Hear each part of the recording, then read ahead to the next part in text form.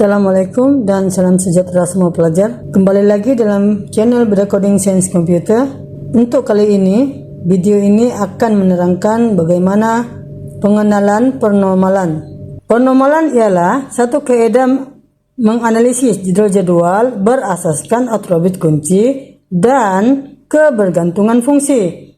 Sebab pernomalan dibuat, satu sebabnya dan tujuan membuat pernomalan data. Yang pertama, ingat nih, mengurangkan kelewahan data atau duplikasi data. Yang kedua, menghapuskan anomali. Anomali ini ada 3, sisipan, kemaskini, dan hapusan. Jadi nanti kita terangkan secara detail benda ini ya. Memastikan integriti data dalam jadwal. Jadi kalau kamu ditanya dalam soalan, apakah tujuan pernomalan? Ada 3 sebab saja, yaitu mengurangkan kelewahan data ataupun pertindihan data, menghapuskan anomali, memastikan integriti data dalam jadwal. Oke, kita lihat istilah yang kedua, duplikasi data. Apa yang dimaksudkan dengan duplikasi data? Pengulangan data yang sama dalam pangkalan data yang boleh menyebabkan masalah penyimpanan dan data yang tidak seragam. Jadi kalau kamu ditanya apa yang dimaksudkan dengan duplikasi data, jadi maka kamu sudah paham, yaitu pengulangan data. Seterusnya kita lihat istilah yang ketiga, anomali. Anomali ini maksudnya kebocoran data yang tidak disusun dengan baik. Oke, apakah definisi dia? Anomali ini adalah masalah. Ini masalah yang boleh berlaku apabila struktur pangkalan data tidak dirancang dan tidak normal, di mana semua data disimpan dalam satu jadwal yang sama. Jadi kita akan perincikan terdapat 3 jenis anomali, yaitu sisipan, insert, kedua kemaskini, update, dan ketiga hapusan, yaitu delete. Seterusnya kita lihat istilah yang keempat, kebergantungan fungsi sepenuh. Definisinya, berlaku apabila atribut bergantung sepenuhnya kepada kesemua kunci dalam jadwal. Itu. Oke. Seterusnya, kelima, kebergantungan fungsi separah. Berlaku apabila atribut bergantung kepada salah satu daripada atribut kunci dalam jadwal. Ini salah satu. Yang keenam, kebergantungan fungsi transitif. Berlaku apabila atribut bergantung kepada atribut biasa yang lain dalam jadwal. Oke, ini nanti kita akan perincikan di siri yang akan datang. Oke, seterusnya kita lihat kepada kunci hubungan. Kunci hubungan ialah nama atribut khusus dalam jadwal yang digunakan untuk mengekalkan integriti data hubungan. Terdapat 2 jenis kunci hubungan, yaitu kunci primary key, dan kunci asing foreign key.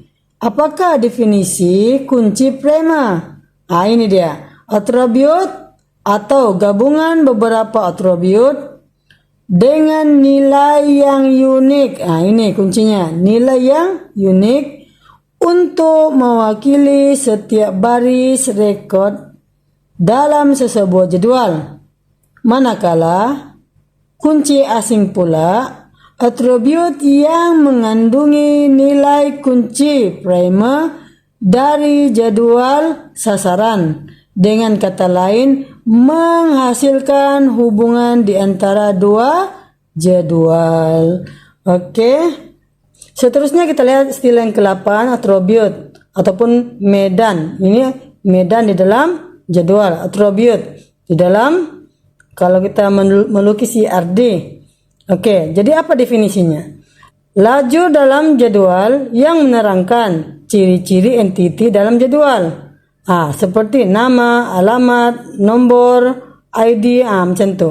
Menerangkan ciri-ciri entiti. Yang ke-9, rekod. Rekod apa dia?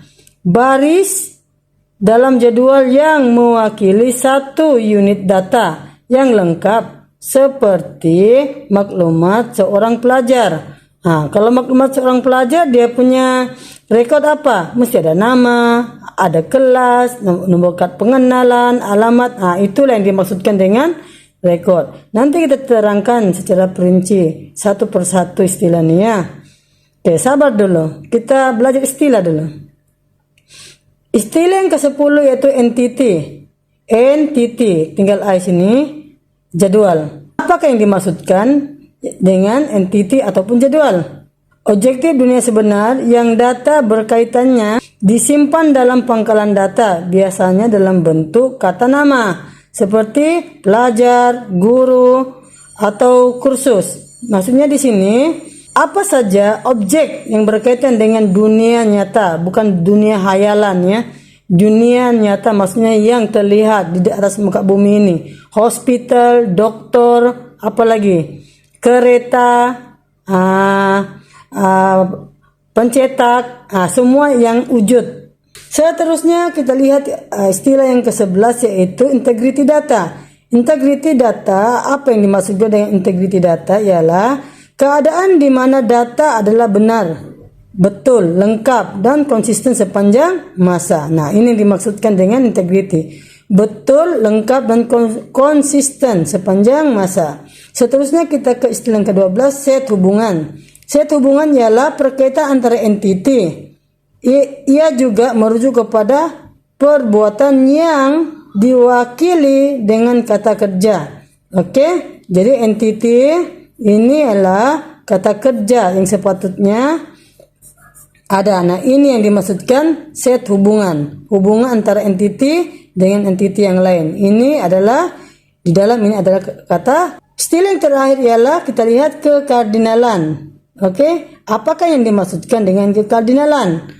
Merujuk perhubungan entiti yang menyatakan bilangan entiti yang boleh dihubungkan dengan entiti yang lain melalui set hubungan. Oke, jadi kekardinalan ialah merujuk pada hubungan entiti itu dan bilangan entiti yang berhubung antara satu sama lain. Diharap pelajar boleh memahami istilah-istilah yang diperkenalkan dalam siri 1 ini. Kepada pelajar yang serius untuk belajar dan ingin bergabung dalam Telegram support, saya telah meletakkan link Telegram support channel Bedah Coding. Boleh mengikuti grup tersebut untuk mendapatkan info lebih. Diharap pelajar boleh memahaminya. Itu saja daripada saya. Assalamualaikum. Bye-bye.